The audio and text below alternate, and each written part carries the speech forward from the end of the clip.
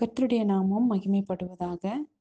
இந்த நாளிலும் நம்ம தியானத்துக்காக எடுத்துக்கொண்ட தேவனுடைய வார்த்தை ஆதியாகமம் 4வது அதிகாரம் 12வது வசனம். நீ நிலத்தை பயிரிடும்போது அது தன் பலனை இனி உனக்கு கொடாது. நீ பூமியில் நிலையற்று அலைகிறவனாயிருப்பாய் என்றார்.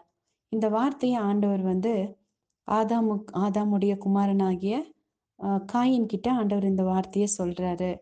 எதனால ஆண்டவர் சொல்றாரு? நீ நிலத்தை பயிரிடும்போது அது தன் பலனை இனி உனக்கு கொடாது. நீ பூமியில் நிலையற்று அலைகிறவனாய் இருப்பாய் அப்படின்னு சொல்றாரு. எதனால் அப்படி சொல்றாரு அப்படின்னா, அவன் தன் சகோதரனாகிய ஆபேல கொலை செஞ்சதுனால அப்படி சொல்றாரு. இன்னைக்கு நம்ம பார்க்க போற காரியம் என்னன்னா, ஒரு மனுஷன் தப்பு செய்யும்போது அல்லது ஆண்டவர் செய்ய வேண்டாம்னு சொன்ன காரியத்தை செய்யும்போது, ஆதாமுடைய மகன் கிட்ட ஆண்டவர் காயின் கிட்ட ஏற்கனவே ஆண்டவர் சொன்னாரு, எச்சரிப்பு கொடுத்தாரு. ஆபேல கொலை செய்யறதுக்கு முன்னாடியே, நீ எரிச்சலா இருக்கிறது நல்லதில்ல, நீ அதை பண்ணாதேப்பா. ஆதாம் கிட்ட சொன்ன அதே காரியத்தை ஆண்டவர் ஆஹ் ஆபேல் கிட்ட காயின் கிட்டயும் ஆண்டவர் சொல்றாரு. அப்படின்னா ஆதாம் கிட்ட என்ன சொன்னாரு? இந்த கனியை புசிக்காதேன்னு சொன்னாரு. ஆதாம் அந்த கனியை புசித்தாரு. ஆனா காயின் கிட்ட ஆண்டவர் கனியை பத்தி பேசல. காயின் கிட்ட நீ எரிச்சலா இருக்காதே அப்படின்னு சொன்னாரு. ஏன்னா அவன் கொலை செய்ய போறது ஆண்டவருக்கு முன்னாடியே தெரியும். நீ இப்படி தப்பு செய்யக்கூடாது அப்படின்னு சொன்னாரு. ஆனா அதுக்கு இவ கீழ்ப்படியாம போயிட்டான். அந்த கீழ்ப்படியாமை பாவத்தின் விளைவுகள் என்ன அப்படிங்கிறத நம்ம பார்க்கலாம். ஆதாமும் ஏவாளும் கீழ்ப்படியாம போனதுனால அவங்களுக்கு என்ன நடந்தது அப்படின்னு பார்க்கும்போது, முதலாவது அவர்களுடைய வாழ்க்கையில தேவ சந்நிதியிலிருந்து அவங்க வெளியேற்றப்பட்டாங்க.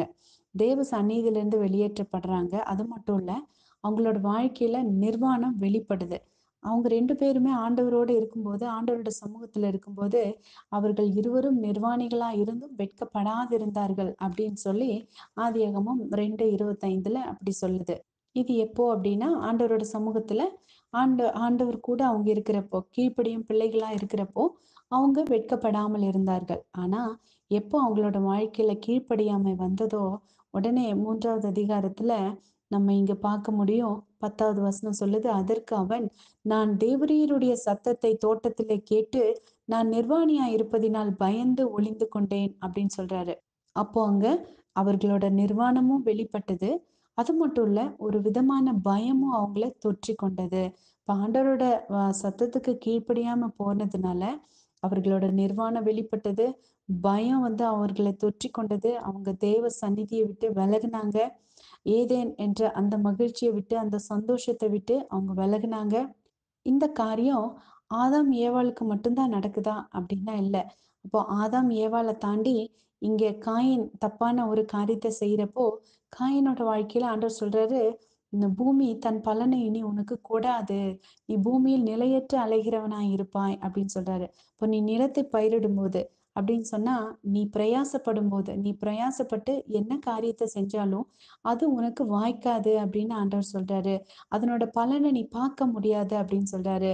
இப்போ இந்த காரியங்களை நம்மளோட வாழ்க்கையில நம்ம ஒப்பிட்டு பார்க்கிறப்போ, இது ஆதாமுக்கோ ஏவாளுக்கோ கயனுக்கோ மட்டும் இல்ல, நம்மளோட வாழ்க்கையில கூட ஆண்டவருக்கு கீழ்ப்படியாம இருக்கும்போது நம்மளோட நிர்வாணம் கூட வெளிப்படும். நிர்வாணம் அப்படிங்கிறது என்னன்னா, ஆண்டவர் இல்லாத வாழ்க்கையில நிர்வாணம் வெளிப்படும். அதாவது நிர்வாணம் அப்படிங்கிறது ஒரு மோசமான ஒரு காரியம். அது யாருமே மத்தவங்க நம்மளோட பிரச்சனைய, நம்மளோட கஷ்டத்த மற்றவங்க யாருமே தெரிஞ்சுக்கணும் அப்படின்னு நம்ம விரும்ப மாட்டோம். அப்போ அந்த ஒரு காரியம் வெளிப்படுது அப்படின்னா, நம்மளோட கீழ்ப்படியாமை நிமித்தமாக தான் அது வெளிப்படுது. 2வது இப்படிப்பட்ட ஆட்கள பயம் தொற்றிக்கொள்ளும். இந்த பயம் அப்படிங்கிற அந்த உணர்வை கொண்டு வரதே பிசாசு தான். பிசாசு தான் ஆதாமோட வாழ்க்கையிலும், ஏவாளோட வாழ்க்கையிலும் அந்த பயத்த கொண்டு வந்தான்.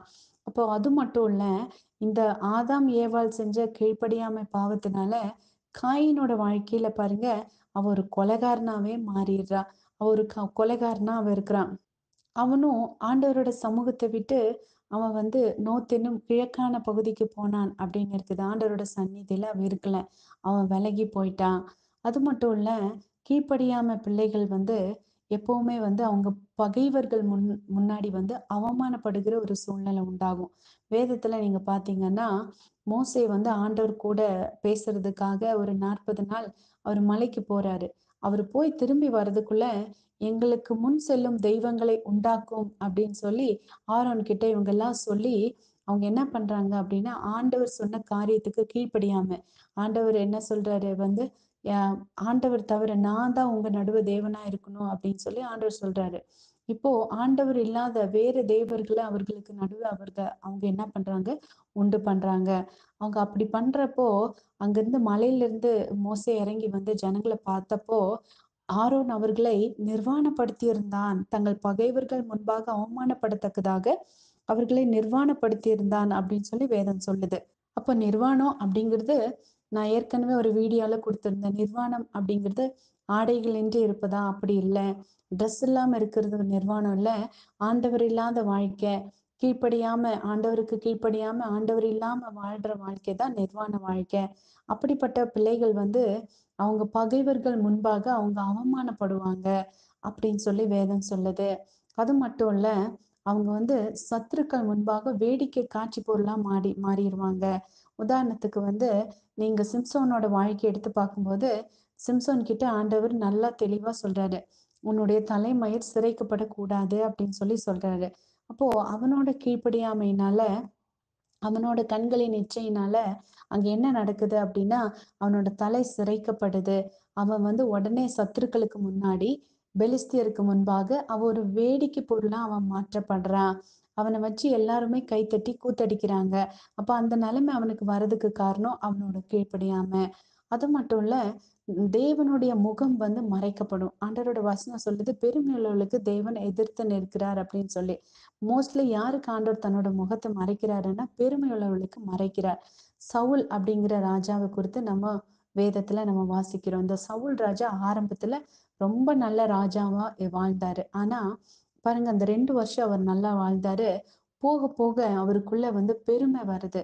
அப்போ அந்த பெருமையினால அவர் வந்து தன்னைத்தானே தனக்கு ஒரு ஜெயஸ்தம்பத்தை நாட்டி அவர் வந்து தேவனுக்கு கொடுக்க வேண்டிய கனத்தை அவர் கொடுக்காம தவறுனதுனால அவரோட வாழ்க்கையில வந்து ஆண்டவர்கிட்ட இவர் வந்து என்னென்னமோ கேட்டு பார்க்கிறாரு. ஆனா ஆண்டவர் இவருக்கு பதிலே கொடுக்கல. ஆண்டவரோட முகத்தை மறைக்கிறாரு. ஏன்னு சொன்னா சவுலோட கீழ்ப்படியாமையினால. நீங்க கூட வேதத்துல 44வது சங்கீதத்துல 24வது வசனத்துல கோராகின் புத்திரர் பாட்டு பாடுறாங்க. ஆண்டவரே, ஏன் ஆண்டவரே உங்க முகத்தை எங்களுக்கு மறைக்கிறீங்க சொல்லி பாட்டு பாடுறாங்க. அப்ப பாருங்க, ஏசாயா 1:15 சொல்லப்பட்டிருக்குது, என்னோட வார்த்தைக்கு கீழ்ப்படியாம நீங்க எவ்வளவுதான் ஜெபம் பண்ணினாலும் எவ்வளவுதான் காணிக்கையை கொண்டு வந்தாலும் அதை வந்து என் கண்களை உங்களை விட்டு மறைக்கிறேன் அப்படின்னு சொல்றாரு. அப்போ பாவம், கீழ்ப்படியாமைங்கிற பாவம் தேவனுடைய முகத்தை வந்து மறைக்குது அப்படின்னு சொல்லி நம்ம தெரிஞ்சுக்கலாம். அது மட்டும் இல்ல, கீழ்ப்படியாத இஸ்ரவேல் ஜனங்கள் வந்து அவர்களோட சத்துருக்களின் கைகள்ல எத்தனையோ தரம் ஒப்பு கொடுக்கப்பட்டாங்க. எசேக்கியேல் 39:23 சொல்லப்படுது. நீங்க தப்பு செய்யும்போது எதிரிகள் வந்து உங்களை பிடிச்சிட்டு போவாங்க அப்படின்னு சொல்லி ஆண்டவரோட வார்த்தையில சொல்லப்பட்டிருக்குது. அது மட்டும் இல்ல, தேவ சமூகத்துல இருந்து தேவனே அவங்களை துரத்திடுவாராமா. எரேமியா 15ல 1-3 முடிய வசனங்களை வாசிக்கும்போது தேவனுடைய சமூகத்தை விட்டு அவங்க விலக்கப்படுவார்கள். வாதைகள் அவர்கள் மேல் வரும் அப்படின்னு சொல்லி எழுதப்பட்டிருக்குது. அது மட்டும் இல்ல, அந்நிய ஜாதிகளுக்குள்ளே அலைந்து திரிவார்கள் அப்படின்னு இருக்குது. இங்க காயின் கிட்டயும் ஆண்டவர் அதைதான் சொல்றாரு, நீ தப்பு செஞ்சதுனால நீ இந்த பூமியில நிலையற்ற அலைகிறவனா இருப்பாய் அப்படிங்கிற வார்த்தையை ஆண்டவர் சொல்றாரு. அப்போ கீழ்ப்படியாம பிள்ளைகள் வந்து பூமியில அந்நிய ஜாதிகளுக்குள்ள அலைந்து திரிகிறவர்களா இருப்பார்களாமா. அது மட்டும் இல்ல, 2 தீமோத்தேயு 2:12 சொல்லுது, அவரோட வார்த்தையை கேட்காம அவருக்கு கீழ்ப்படியாம அவரை மறுதலிப்பவர்கள் அவரால் மறுதலிக்கப்படுவார்கள். நீ ஆண்டவரை மறுதலிக்கிறேன்னா ஆண்டவர் உன்னை மறுதலிப்பாரு அப்படின்னு சொல்லி வசனம் சொல்லுது. அப்போ இந்த காரியங்கள் எல்லாமே எதனால நடக்குதுன்னா கீழ்ப்படியாமை என்கிற அந்த ஒரே பாவத்தினால. நீங்கள் உங்கள் வழிகளை சிந்தித்து பாருங்கள் அப்படின்னு சொல்லி ஆண்டவரோட வசனம் சொன்னது போல நம்மளோட வாழ்க்கைய நம்ம கொஞ்சம் சிந்திச்சு பார்க்கலாம். நிர்வாணம் வெளிப்படுற மாதிரி நம்ம வாழ்க்கையில ஒரு கான்ஃபிடென்ட் இல்லாம நம்ம இருக்கோமா? மத்தவங்களுக்கு முன்னாடி நம்ம பயப்படுற சூழ்நிலையில வாழ்ந்துட்டு இருக்கோமா? பகைவர்கள் முன்னாடி அவமானப்படுற சூழ்நிலையில இருக்கோமா? சத்துருக்களுக்கு வேடிக்கை பொருளா நம்ம இருக்கோமா? தேவனுடைய சமூகத்தை விட்டு விலகுனவங்களா இருக்கிறோமா? ஆண்டவரோட முகம் நமக்கு மறைக்கப்பட்ட சூழ்நிலையில இருக்குதா? ஐயோ, நான் எவ்வளோ ஜெபம் பண்ணாலும் ஆண்டவர் என்னால பார்க்க முடியல, ஆண்டவரோட பேச முடியலையே அப்படிங்கிற சூழ்நிலையில நீங்க இருக்கீங்களா? அப்போ எந்த காரியம் இருந்தாலுமே, அது எல்லாத்தையுமே நம்ம ஆண்டவரோட சமூகத்துல கொண்டு வந்து நம்ம அத ஆராய்ச்சி பண்ணி பார்க்கும்போது, நம்மளோட கீழ்ப்படியாமையினால தான் இவ்ளோ காரியங்களும் நம்ம வாழ்க்கையில நடக்குது அப்படிங்கிறத நம்ம தெரிஞ்சுக்கலாம்.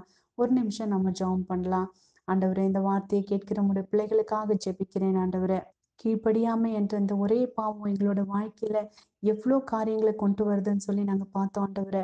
மிக மோசமான விளைவுகள எங்களோட வாழ்க்கையில அது கொண்டு வருதப்பா.